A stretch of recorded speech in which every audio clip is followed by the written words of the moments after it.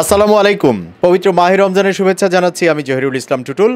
ইফতারের ঠিক পরবর্তী মুহূর্তে আমরা বেরিয়ে পড়েছি বিভিন্ন শ্রেণী পেশার মানুষকে শরবত রুহ আফজার স্বাদ পান করাবার জন্য।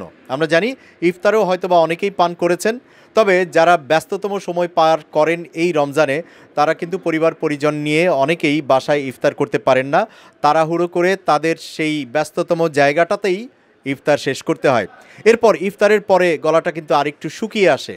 এই শুকনো গলাটাকে একটু ভিজিয়ে দেওয়ার জন্যই আমরা নিয়ে এসেছি শরবত রুহ আফজা। আমরা এই মুহূর্তে এসেছি একটা শপিং মলে, যেখানে আমরা দেখতে পাচ্ছি একজন নারী উদ্যোক্তা বসে আছেন।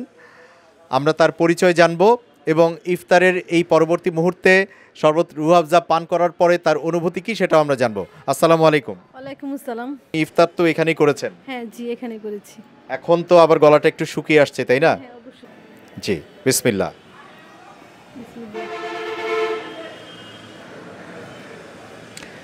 এই যে স্বাদটা পেলেন, ছোটবেলা থেকে যতবার পান করেছেন এই একই স্বাদ পাচ্ছেন তো? হ্যাঁ, একই স্বাদ, একই ঘ্রাণ, একই অনুভূতি।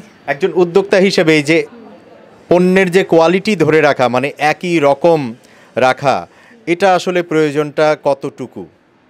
অবশ্যই অনেক প্রয়োজন। কারণ কি, মানে ফ্লেভারটা যদি চেঞ্জ হয়ে যায় তাহলে আমরা এটাকে অথেন্টিক মনে করি না, ভাবি যে এটা কপি হয়ে গিয়েছে।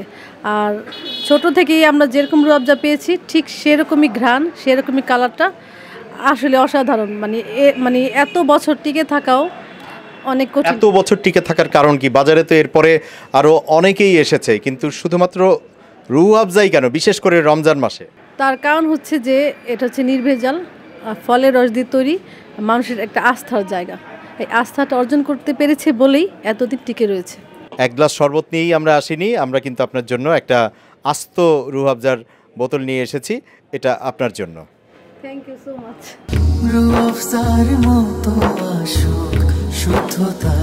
শত বছরের স্বাদ, শত বছরের আস্থা, শরবত রুহ আফজার সঙ্গে ইস্পাগুল ফ্রি।